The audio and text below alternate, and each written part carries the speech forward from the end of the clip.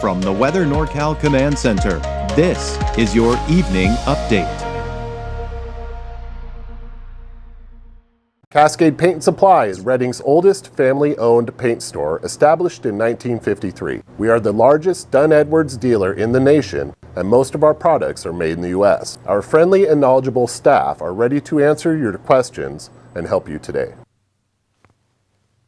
Well, day one of the storm system has passed, and of course there was impacting pretty much everyone in some shape or form, whether it was the winds, the thunderstorms, the snow, and some of the higher elevations. And you know what? This is just the beginning, because the colder air is now in place. We've got lower snow levels. The storm system's still here, and we're going to be looking at kind of one system after another kind of rotate around the area of low pressure and give us more of that activity here over the next several days. Now, as we go through the next few days, we are going to be looking at all kinds of photo opportunities. So I'd love for you to share any of those photo opportunities with Weather NorCal. You can do that from your iPhone or from your Android from the app itself. If you just go to your app store, search for Weather NorCal, download the app for free, and before you know it, you are sharing your photos. And that gives me a better perspective of what's going on with the storm and gives others a better perspective as well. All right, so the storm has arrived and will impact us through the weekend. We've got heavy rain, we've got snow, we've got gusty winds, and not to mention thunderstorms. And there are going to be travel delays for your Friday, for your Saturday, and possibly even into your Sunday. And you know what? Even as this storm system passes, this cold air along with the snow is going to stick around for a while. We're not going to really see things warm up a whole lot as we've got a series of storms coming in from the Gulf of Alaska. All right, so we look at our planner for tonight, and we're going to look at the overcast skies. There are going to be some breaks in the clouds. There are going to be chances for showers, some thunderstorms out there, not to mention snow in the higher elevations. And let's not forget about the breezy, borderline windy conditions out there overnight. And of course, more of the winds here going into your Friday. But I don't think the winds will be quite as strong as they were today. That main cold front is what really produced those really gusty winds that we saw today. Behind it, though, we still have some gusty winds. But here's what we can expect through Sunday. We got heavy snow above 3,000 feet. This is where I expect the most amount of snow. Now, below 3,000 feet, between, say, 1,000 feet and 3,000 feet, we will see less snow, but it will still have an impact. And by the way, we could see snow levels drop down to as low as 500 feet in some cases, but not for very long. Now, of course, with the lower snow levels, we're talking about travel delays due to chain requirements and the potential for road closures, just depending on how bad those conditions get.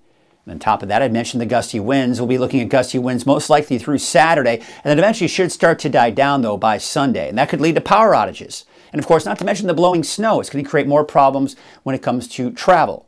And thunderstorms are in the forecast as well. We saw those today. We'll see them possibly again tomorrow, and not to mention going into your Saturday as well. So let's take a look at that storm timeline, all right? The high impact is today. In fact, I think the highest impact will be Friday. That's what I meant to say is for Friday, right? We got the rain, you've got the snow, you've got the wind. Now you have snow levels down to, I've got here 2,000 to 3,000 feet, but quite honestly, it may even be lower than that. We still got those gusty winds out there as well. I think the biggest impact, though, is going to be Friday evening, Friday night into Saturday morning. Now notice Saturday, we've got those snow levels between 1,000 and 2,000 feet.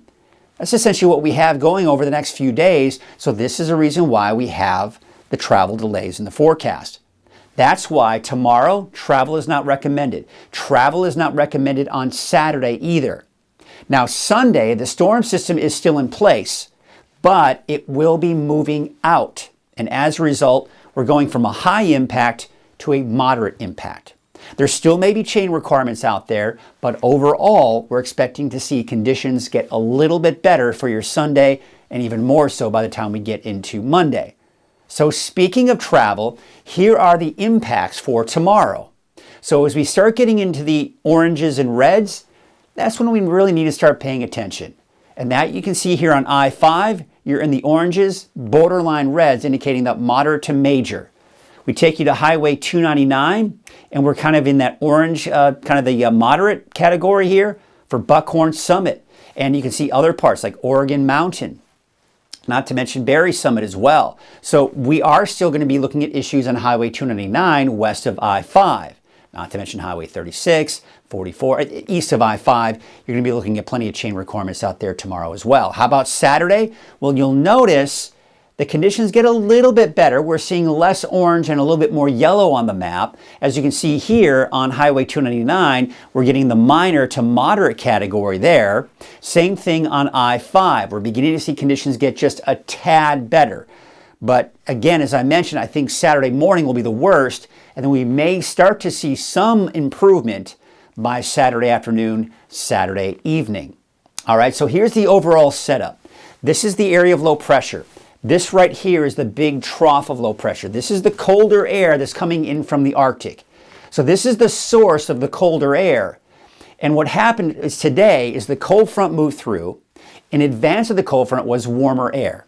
Behind that cold front is where we have that colder air moving in.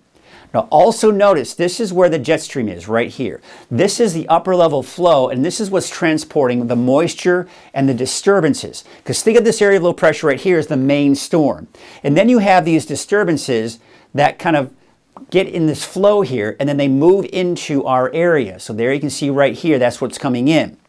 So what happens is you see brief periods of heavy rain, brief periods of heavy snow, and then little breaks, and then another brief period of heavy rain and snow, and so on and so on. So as we go into Friday, we're still well within that flow, and that's when we start to see some of that heavy rain and snow at times, okay? And then we go into Saturday, and look what's happening. We're beginning to see that flow get a little bit more off to our east. However, we're still seeing a lot of that flow coming on in, and we'll continue to see some periods of moderate to heavy rain and snow in the forecast for your Saturday. Now Sunday, look what's happening.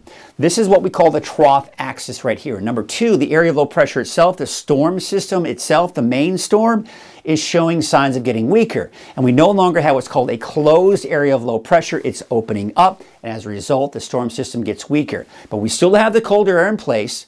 We still have some instability, and that's what's going to give us more snow flurries through the day on Sunday, down to as low as 1,000 feet and locally lower. Then that kicks off to the east, and then we have, look at this. As we go into Tuesday, Wednesday of next week, some colder air will begin to move in from the Gulf of Alaska. So even though this storm system is moving out, we've got more cold systems coming in for next week. And that's going to keep our temperatures below normal. That's going to keep our snow levels fairly low as well, which is good because we want that snowpack. We're going to see a lot of snow in the Sierra, and that's going to really help things out. Here's your severe weather outlook. Now, when we see the shade of green here, what that's essentially saying is there's a chance for thunderstorms. So we can see that again here tomorrow, and we can see that potential again for Saturday. It looks like the overall coverage, though, is a little bit less off to the north and east. All right, let's walk you through the timing on Futurecast. And remember I was talking about these disturbances that got caught up in that flow? Well, you can see by 6 a.m., we have some pretty heavy snow in the mountains. So you can see on I-5, when you're waking up tomorrow morning, there's a very good chance there's going to be chain requirements on I-5 north of Reading. They're going to be chain chain checks at Fondale exit north of Reading. You know, the typical, right? And then notice this on Highway 299 west of I-5. Look at all of that snow on Highway 299. Buckhorn Summit, Oregon Mountain, Berry Summit, right? All of those areas seeing the snow. Chain requirements are most likely going to be an occurrence there as well, and not to mention east of I-5. Now, as we take you into noon on Friday, I've got the broad brush here of snow levels between 1,000 and 2,000 feet here for your Friday. This is that chance for thunderstorms as we go into the afternoon for the valley, but we're still seeing those low snow levels. We actually may see snow levels rise just a little bit through the day on Friday. Not a lot, but maybe from 1,000 to 2,000 feet.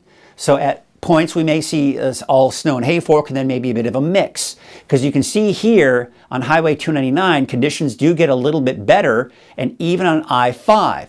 But check this out. You see this right here? This is the next round. This is that next disturbance getting caught up in that flow. Because as we go into Friday at 3 p.m., look at all of that heavy snow. Look at that heavy rain. Thunderstorms embedded in there. Thunderstorms just off to the west of the valley. Now we go into about 5, 6 p.m. Heavy snow in the mountains. Heavy rainfall, gusty winds, possibility for some thunderstorms and hail, right, in the valley. This is looking at Hayfork, back to all snow again. Highway 299, back to all snow. So that, as I mentioned, those snow levels may rise a little bit through the day on Friday, but then going back in the evening, they begin to lower again. Look at I-5. Issues again going into Friday evening, Friday night. All right, now we're going into midnight, Friday night into Saturday morning. Look at that, some thunderstorms possibly in the valley, still some pockets of heavy snow down to about 1,000 feet, so very low snow levels going into Saturday morning. Here's Saturday morning at 6 a.m.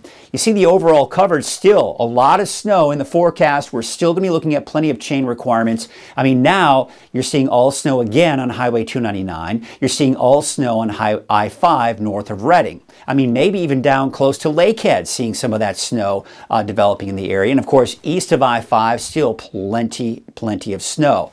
Here's Saturday at noon. Once again, maybe some thunderstorms popping up. Another batch of some moderate to heavier snow developing in the higher elevations. Look at Highway 299. There's the snow, and there's the snow on I-5. All right, now I'm going to take you into Saturday at 10 p.m. You can see still the snow is sticking around. Now, it's not going to be snow constantly for a lot of these areas, but there are going to be brief periods of breaks, then brief periods of some light snow, brief periods of heavy snow. You get the idea, and that's what's going to create the problems. And that's why travel is not recommended, because of the overall nature of this storm. Because you may plan to go out, you check the road conditions, and then a half hour, 45 minutes later, the road conditions are a million times different than when you checked before you left. That's why, again, it's just not a good situation to be out there traveling in conditions like this, okay?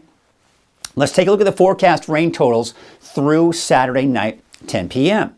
There you can see, of course, we are looking at anywhere from 1/2 inch to 1 inch. Quite honestly, I think it may be more than that, because you did see some of that heavier rain moving through. It depends on how long that heavy rainfall sticks around. But you can see it looks like even about 1/2 inch to 1 inch in the coast. I think it'll be more than that. Taking a look at your forecast snow totals, and we take you through Saturday night.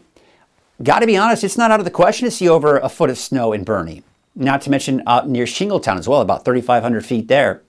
There you can see Chester, 12 to 18 inches. I think you'll see more than that. I think you can see 12 to 24 inches. But again, keep in mind, this is not including what we're going to see on Sunday as well. But we're definitely going to be looking at a lot of snow going through the next couple of days. Talking about those winds now. Look at this. Here we are, 3 p.m. on Friday. Still those gusty winds, 30 miles per hour plus. So we could be looking at the potential for power outages. Thing is, as we go into Saturday 3 p.m., you see how they're not quite as strong, but still gusty winds nonetheless on Saturday. And then Saturday night, the winds are showing signs of getting weaker, and that'll probably continue on into Sunday as well. All right, we took a look at the timing of the heavy rainfall, the heavy snow in the area. Now let's take a look at the long range and just get a better idea or a perspective on what could happen as we go into the second half of the weekend. Here's Sunday. So remember I was talking about that trough of low pressure. It's still in place. This is still allowing us to see rain and snow. But you'll see it's not as heavy as we've seen on Friday and Saturday. Now we go into Monday. The main storm system has now moved off to the east, but you'll notice still some leftover snow flurries in the higher elevations.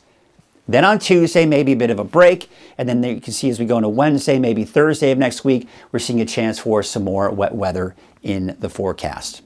Depends on which model you look at here, but bottom line, we still have these cold storm systems coming in from the Gulf of Alaska. Long range, looking at the forecast rain totals through Monday night, I think we could see over 1 inch of rain there and over 2 inches of rain for the coast. And then, of course, as we take a look at the precipitation outlook, it's still looking very promising for more wet weather in the long range as we look out between March 6th and March 10th. Okay, so we take a look at your wave heights, and you can see they're getting much higher as we go into Friday, getting close to 20 feet. As we take you into your Saturday, they may begin to drop by as much as about 5 feet lower. So there you can see your marine forecast for your Friday. Yeah, the winds are strong from the southwest at 20 to 30 knots. There's a small craft advisory through tomorrow morning. That will most likely be upgraded as we go into Friday afternoon. Of course, we'll have more on that tomorrow morning, not only in Coffee with Kruger, but of course your morning update as well. Here is a look at your forecast for tonight. Temperatures in the low 40s for the valley. Quite cold in the mountains, but that's to be expected because we're going to be looking at those lower snow levels. So as we get those temperatures right around or just below freezing, that's where you're going to see most of the snow here for tonight.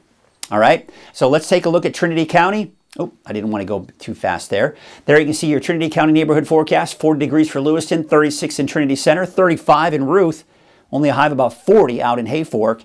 Let's take you out to the North Coast neighborhood forecast. 46 in Fortuna, 43 for Rio Dell, Garberville a high of about 45, and Alder Point about 44. Let's take you out towards Smith River, 45, 43 for Gasquet. There's Orick with a high of about 45, Trinidad about 46 degrees. Here's your Siskiyou County neighborhood forecast with Wairika at about 41, 38 for Fort Jones and Happy Camp about 41 degrees.